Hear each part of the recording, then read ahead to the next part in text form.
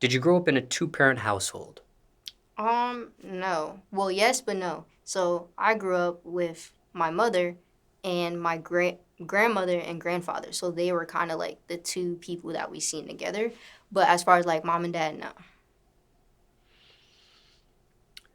Do you remember what age you were when they split? Um, well, they split like right after they had me. So like I know that. Were they ever married, technically speaking? Nope. And do you know the reason for their split? Um, really, my mom wasn't.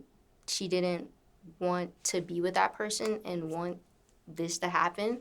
But some things happen, and yeah, that's kind of why.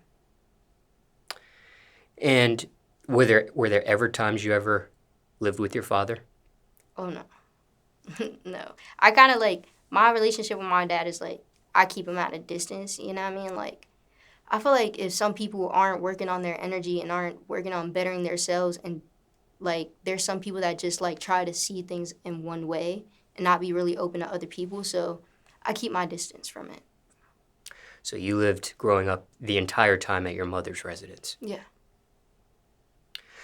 Did your father try to be in your life at all? Yeah.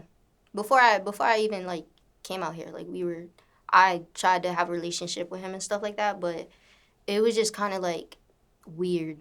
Like even in my freestyle, like I was saying too, it's like you can't move back. Like I'm too ahead. You know what I mean? It's like I don't want to sit here and talk about like old times or like oh you could have did this, shoulda, woulda. Like I don't care. You feel me? So it was kind of more so that. So just for clarification, was it your father trying to establish a relationship with you throughout the years, or you trying to establish a relationship with him? Honestly, I would say me because I feel like even like my dad, he never really like put as much effort. And then when it's like, oh, you're doing your own thing, you're doing this and that, like everybody sees you, and because you hear other people talking about you, it's like now you want to check up, now you just want to check in. But I mean, I'm kind of like aware of the energy now, especially since like everything happened. I'm kind of like I can tell the patterns within like somebody's trying to just check in or if they're just trying to be nosy. And yeah. And do you know the reason on his end why it was like that? Um, I think it's just unhealed trauma, to be honest. Like, you know what I mean? When you're not healing yourself and you so in your head that you know what you're doing and you got this and that, it's just a loop. And at that point, like when somebody starts looping, it's like, I'm not going to throw myself in the loop with you because you don't want to take the time out to yourself, you know? Growing up in your mother's residence and the description you've given of the relationship between you and your father, what did that teach you? What did you learn Yeah. from that entire experience, if anything? I definitely feel like it's more of like my father represents consciousness, which is the mind. My mother is my emotions. And through the whole experience, I kind of felt like my mother was my weakness. So meaning like my emotions were like my fucking weakness.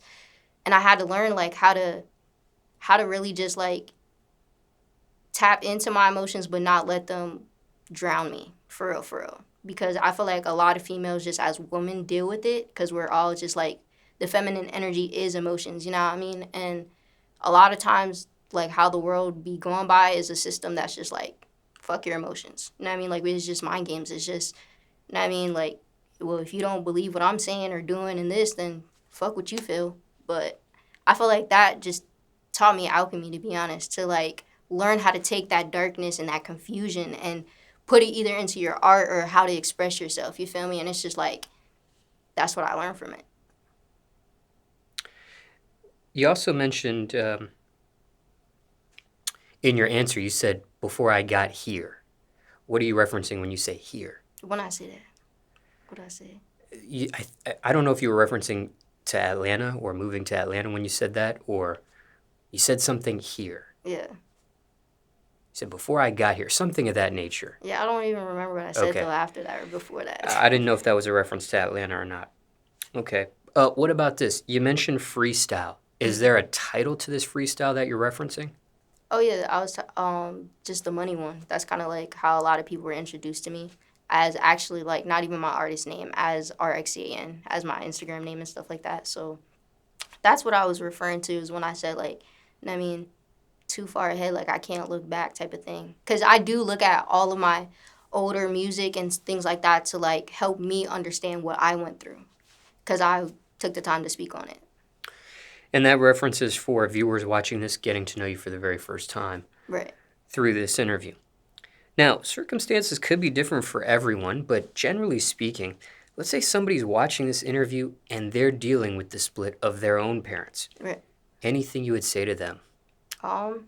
I would definitely say like a lot of times we think our family is like our blood and things like that, but it's like, I mean, it's strangers that become family. You feel me? So it's really just like tapping into your energy and knowing that like whatever you feel, whatever you think, it's okay. You feel me? Like you gonna bump into people that you're not gonna know, and they gonna love you more than a lot of the people in your life.